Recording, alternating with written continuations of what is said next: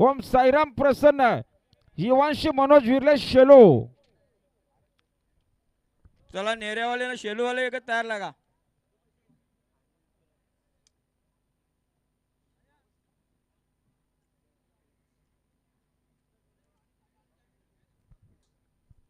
या सोहेलभाऊ कर्णकर गौलवाडी कर्जत आमच्या युट्यूबवर बघा आजच्या मैदानामध्ये दाखल झालेले त्यांचं देखील मनपूर्वक सहर्ष स्वागत आहे.